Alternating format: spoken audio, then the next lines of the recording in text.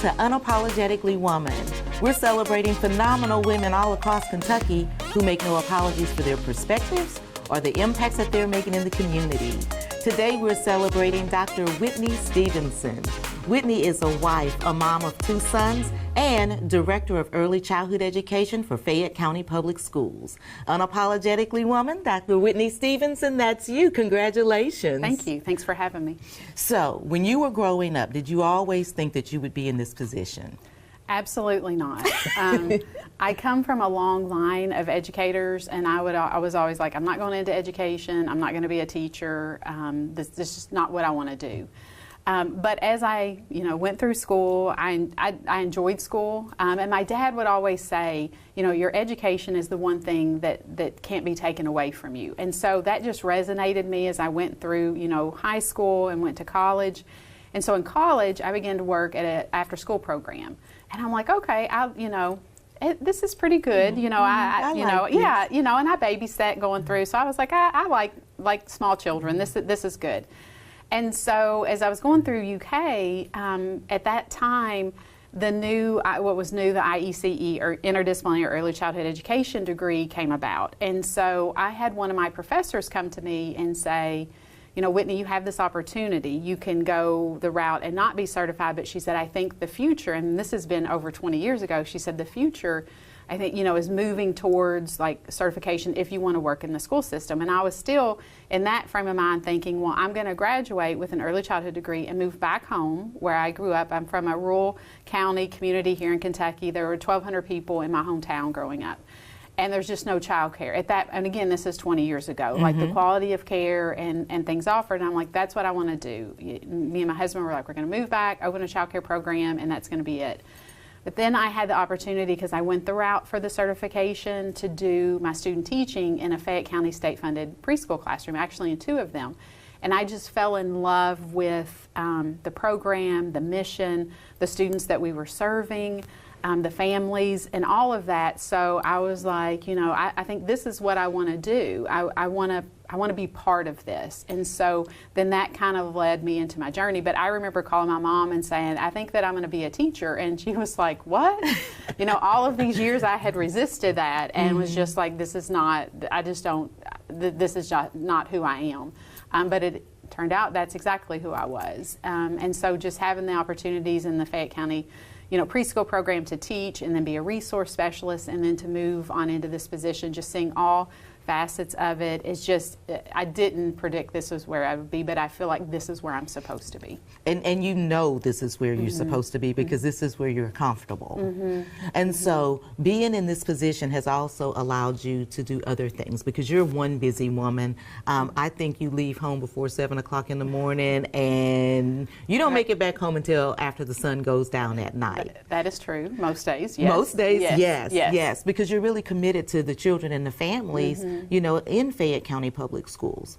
And so you were one of the founding members of a community initiative called Five Lex. Yes, so years ago, we were able to, in our department, bring on an early childhood family community liaison. And at that time, that was Alice Nelson, and she had been around. Love Alice. Yes, and that's what, she was older, and she'll laugh when she hears I say that. But no, she had been around the early childhood field, had taught kindergarten and just various things throughout her career. And so we were given the opportunity to hire her into that role. And so we were, attending meetings and, community pieces about early childhood and what we could do as a school system and as a community. And so it just felt like we were all doing the same thing, but in our silos, and people weren't connecting. And so I remember sitting in my office with Alice and saying, we either do something now or we stop talking about it. Because this is all, for the last several years, it just feels like we've talked about this. So we either do something or we move on. And, we have to make a decision. And so we began to looking at what are other communities doing. And so we really settled on a First Five initiative that was out of California, that name, what they were doing, and we were like, this is something we could do here, because we have all of the partners, we're just not around the table consistently together. And so from that, we were like, first Five Lex, I think that has a good ring to it. That's something that we can, pull people into. And then it literally just took off between Alice's connections that she had throughout the years, what her, previous role in the school district was, and just the contacts that I had through what I was doing, just bringing people to the table, and then it just has become a life of its own, which has just been really good for our community. Well, and that's one of the things, I could see your passion in those meetings, because I didn't know you said, let's stop talking about it if we're not going to do anything about it. But that was the drive that you had at that time, that we have got to get a system in place, and it doesn't matter who the leader of it is. Correct. You didn't care about that at all. Right. It just, let's all get around the table, let's communicate what we're doing. And so for Fayette County, we've had that partnership with Head Start for so many years. So like for us, like I knew what the Head Start program, what it was doing, but those around the table who wouldn't know. And then the same partners that you all have had that worked with, that if you brought to the table that we wouldn't know, but we were all working to support young children in our community from birth to 5 and their families. And then one thing that I learned from you, well, you reiterate it all the time, is read, talk, play, and sing, because kids don't care, if you can carry a tune or not. Correct. And I'm afraid you're going to ask me to sing, and I will not. I will not. I know we were previously together, and I sang on a microphone, and I know I can't. And it was great. Well, thank you. And that's what, growing up, they would always say, you can't carry a tune in a bucket, and I'd be like, what's that mean? And then as I got older, I realized what that meant. But it never stops you from, it should never stop you from interacting with children. When I would do circle time and go in a classroom, and there could be 10 adults in there, it doesn't matter to me, because I am there for the children. And if they're engaged and I'm engaged in the song, we're having a great time, we're learning, and just, I'm teaching concepts, I'm teaching social skills, I'm teaching all of these things, and they don't care that I can't sing. And they don't care at all. They don't care. Now, one thing I want to ask you, because people get this confused in early childhood education all the time, when my child just played all day. What do you think about that? I'm like, great. And people are like, what? And I think it goes back to that intentional play, like the classrooms where children should come in and be able to engage in what they're interested in, take materials off the shelf, and what looks like play, and it's to them it should be, is that intentional planning on the teacher's part. Like anybody that goes into an early childhood classroom, whether it's state funded, whether it's Head Start, whether it's a child care program, they all look similar for a reason, to engage students in low shelves with bright colored materials for them to pull off and play. But we know as the educators, as the adults in the classroom, why we're doing the activities. And if they want to play all day, that's exactly what we want, but we know the intention behind it. Absolutely. And so not only is education, a big part of your life, you had a personal medical experience that became a part of your life that you weren't expecting. Correct. And it was funny, this morning I was watching a morning show, and they were talking about women's experience in the health as patients, like connecting with female doctors and that care. So they came out with a research study about what that looks like. And I have some male doctors that are wonderful. But for me, in this instance, for a cardiologist, I found my way to a female cardiologist that really helped me get answers. And so I had years worth of shortness of breath, fatigue, just all of these things. And so I would go to the doctor, and they would say things like, you're a mom. At that time I was, in school working on my master's. You're busy, you're doing this, you work all day. And I'm like, excuse it away. Correct. And I'm like, there's something there. So this went on for several years. And I would go, to cardiologists, and they would be like, yeah, there's nothing there, you're fine. And so I went to a cardiologist, and he said, let's do a stress test. So we did a stress test, and I failed it.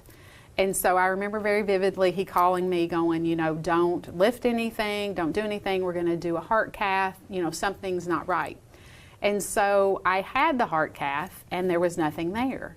And so he was like, you know, there's nothing there. And I'm like, but there is something there, and I'm not sure why this didn't, you know, show.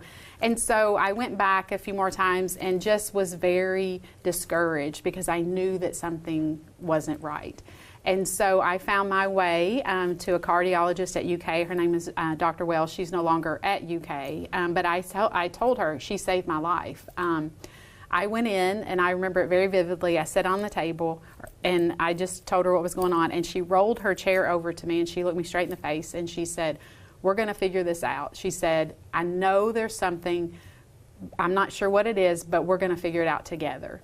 And that was just comforting to me. She looked me in the face. Did you take a Yes, deep breath and I say, did. finally? I did, because I was like, no one has said that to me. It's always been, well, you had this, there's nothing, like, she listened. And so within that next week, I ended up in the ER for the symptoms, heaviness, couldn't breathe, like just various signs that are heart related. And so I had to do a follow-up with her the next week. And I sat down and I thought to myself, same thing, they're going to come in and say, and she came in and looked at me and she said, "We're going to do another heart cath." She said, "Something is not right." And so at this point, UK, which at that time was the only medical facility on, I think, the eastern side of the United States that had the ability to do a heart cath that looked at the small vessels in the heart. So the first heart cath I had just looked at the major vessels and there's no blockages. But when they did this other test, the blockages are in my small vessels.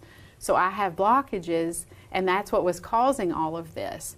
Well, they can't stent them because they're so thin. Like, medicine hasn't caught up with this. And really, I mean, it's a condition called microvascular heart disease. It's very prominent in women. They don't get it diagnosed in women because there's, you know, a test that this test currently now UK has a different test that's less invasive that they can do, and they are finding this, more and more in women. And so UK did a story about that just for the advocacy piece, because if I was the one sitting in the doctor's office, I was the one advocating, and just continually knew something was wrong and found the person that listened and then basically saved my life. I mean, I'm on medicine. I take lots of medicine daily, and she said, "You'll have it for the rest of your life." But I feel like if I hadn't had that experience, would I be sitting here today? Would I be one that just, you know, you hear had a heart attack out of nowhere? You know, I like to consider myself fairly young, fairly, I agree with that. You know, kind of things, but it is. And so every time I hear and see a story of a woman that just, you know, they're like, no one knew, or she had these symptoms and no one, it really just resonates with me, because I lived that and was lucky enough to find somebody that helped me through that. And so it sounds like the moral of this story is, if you're not being heard, you know, because this went on for several years, and you know, you could have met the wrong year. Correct. If you wouldn't have met that doctor. Correct. Yes. So I mean, and like I said, she holds a very, you know, dear place in my heart. I haven't seen her for years because, like I said, she's no longer at UK. But just even her staff, that now that she's gone, they are just very, you know, they listen so closely and take everything. You know, if I call and say, because I've had a few episodes since then, and so they tweak my medicine, and they'll, you know, Whitney, there's not much research on how to treat women with this. So it really is, we play with my medicine, and when that medicine stops working, we go to something else. You know, I mean, it's just that constant, like, back and forth of that. But not giving up on yourself too. Correct. And saying, because I think women know their bodies, and Correct. you know when something is not right. Correct. You know, and even if Correct. somebody's telling you that it's okay. Correct. I even, you know, since then have found myself in the emergency room I still have symptoms and sometimes end up in the emergency room. And at this point, my husband was with me at this time, and the doctor came in and I said, you know, I have a diagnosis of microvascular heart disease. And he looked at me and he goes, "No," he said, "you can't have that. You can't be diagnosed with that until you pass, like, and you find that in your autopsy." And so I put my hand in the air. My husband was like, I knew what was coming because I about came off the table. And I was like, no, that's not true. And I went through the test I had the hospital I had it at UK. Like, I went through all of these. And he said, well, I guess I, you know, need to go back and look more closely at your medical record? And I'm like, yes. And I think even the education for doctors to understand that the heart disease, I mean, it's the #1 killer of women, yet there's such a lack of research and knowledge about it because it's all been focused on males, the test and everything. So anytime I can advocate and educate even, a doctor, I'm going to do it because I feel like that can, even if something resonates with them, the next person that comes, the next woman, maybe that they'll, listen a little bit harder or not dismiss it so quickly. Listen and hear, and I wish I would have been in there because that would have been one of your unapologetic moments. It was. Yeah, I would love to see it. He said, when I saw your hand coming up, I knew. But I just, and again, you don't feel well. Something's not right, and then you have, someone questioning, like, what you've been diagnosed with and why you take 12 pills a day, like all of these things. So it's that advocacy piece, and I think I spent so much of my life and continue to advocate for young children and families that I began to use that passion and advocate for myself. And it's not something people might say, well, of course, it's just not something that I've had to do or realized that I needed to do until it got to the point where I was, almost desperate for an answer. Well, right, because I know when I first heard about it, I was like, but Whitney's so young and Whitney's so vibrant and Whitney looks so, so healthy and well. How could this be? Yes. And I've had numerous women throughout the years reach out to me. I mean, even in the last 3 months, hey, I remember your story. Who did you go see? I mean, I can't even list how many. And I'm thinking, and some of them have gotten a diagnosis, from just reaching out to me and going to the doctor and looking more into it. Because I'm always saying, just if you know your body, and if you know that something is wrong, don't stop. That's and right. if you want me to go and sit with you, and if you don't want to go alone, I will have that finger ready to put it up. I will, and I have gone with some women to the cardiologist because it's been a scary thing to do. That's incredible, because you have 3 bees in your house. I do. That need you. They do. I was thinking, and I know you have some bees too. We have some similar. Yes. I mean, and again, that's the thing. I mean, because Bradley is an amazing husband and very supportive of the work that you do. But beside the work that you do, he wants to make sure that you're okay. Right. And for my boys. Just tell us about a proud mama moment. My 25-year-old, he has decided he graduated from UK with a degree in art.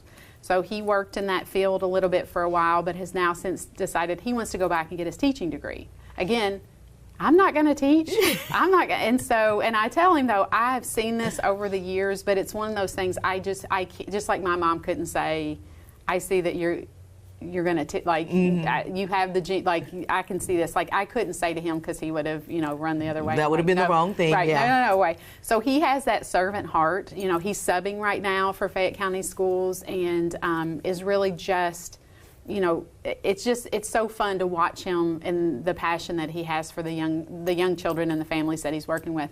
And then my younger son, who's 19, he is I can't believe that. I know. He's going to say, his birthday's in June, he's going to say, you should have said 20. He's not 20 yet. He's still, 19. But he has decided he's ready for his driver's license to switch. He is, right? He just keeps, he reminds me of that. But he wants to be a doctor.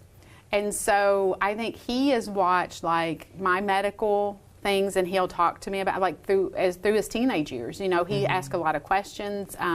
We've had family members that have had, medical issues throughout the years and cancer, and he's always been very inquisitive and wants to help people, be better and be part of that journey for them. So I feel like that's exciting as a mama to see where your kids are going, and then to see, I think, watching just, he sees the medicine I take, and he asks, when he was younger, why are you taking all of this? What's going on? And just knowing that he's taking that and going to serve other people because of you. Yeah.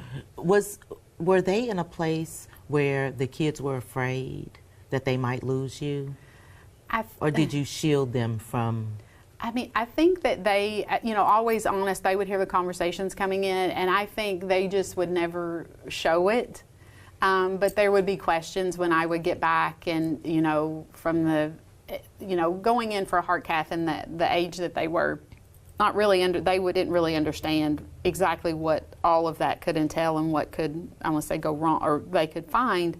Mm-hmm. But they were always asking the questions when they come back, and, just, I think in their own way, were very relieved when I would come back and things would be okay. And, just sat a little bit closer to me on the couch, especially when they were younger, or, Mom, do you need something to drink? Like, just.